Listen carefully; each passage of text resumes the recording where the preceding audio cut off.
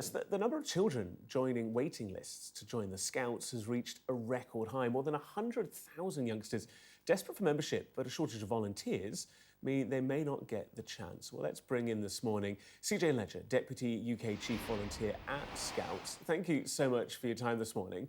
This sounds like you have quite a nice position to be in many respects, huge demand. Yes, we've been growing for the last 15 years or so, but our waiting lists have now reached record levels. I think parents, particularly since the pandemic, have realised that activities like Scouts is something that they want their young people to be part of.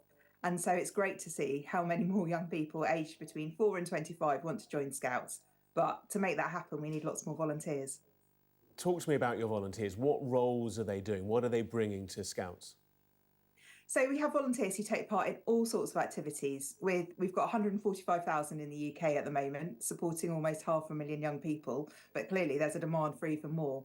And our volunteers are fabulous people who give up their time in different ways to support.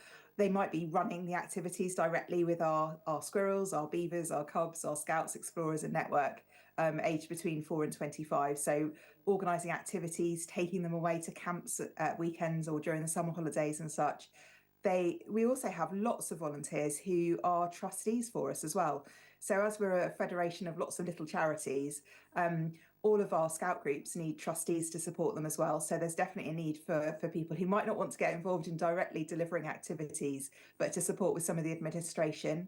We have people who help with our training. We have people who help with our leadership as well. So I'd say there's pretty much a role for anyone who wants to volunteer, regardless of what your skills and experiences are. If you're interested in helping, then do have a look on our website and get involved. As I say, there's something for everyone. And I think being a volunteer, and certainly things that I find, it's pretty fun. You get to meet all sorts of different people, as well as helping our young people and develop them into brilliant young people and learning skills for life. As a volunteer, there are things that reward you as well. I definitely think it's really good for you. And you learn about all sorts of other things as well, which you might not come across in your day-to-day life otherwise. You talk about the young people, they are at the heart of all of this. And the assumed narrative, I think, is that young people just want to be on their phones, scrolling Instagram, social media, TikTok, whatever. But the fact that you've got this record waiting list paints a different picture. What is it in 2024, do you think, that is appealing to so many young people about Scouts? What are they looking for? What's missing in their lives that you guys are filling? I think it's that human interaction and that real connection. It's about getting outdoors and experiencing new things with people in a different way to the way that you meet people online. I've got 2 young children themselves, and yes, they do spend some time online. But when they get out and about and take part in activities, my daughter's a cub and my son's a scout, and they take part in other activities as well. I don't think there's any substitute for that human interaction and getting out, exploring nature, taking part in outdoor activities, pushing your limits and trying new things for the first time in a safe environment. All of those things is what Scouting's been doing for a really long time. And we continue to evolve and adapt and try new things and get different activities on our programme that really attract young people and adult volunteers to take part in those things. So I think it's really attractive, and it's something different. It's not like school. It's not like being a member of a sports club, because there's such a wide range of activities that you can take part in Scouts. And do you find regional, national variations in demand and what's on offer? Definitely, there is some differentiation. I'd say our waiting lists are pretty much everywhere across the UK.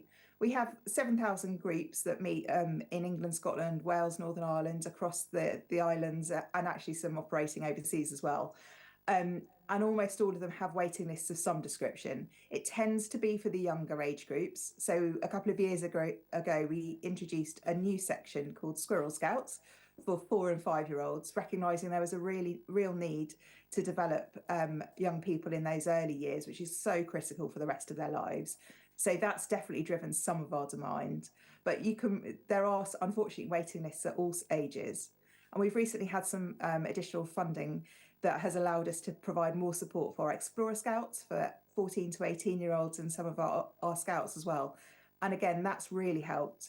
We've been able to support over 216 of our Scout and Explorer units to provide more activities. And so there's a need for teenagers as well as those younger primary school age children too.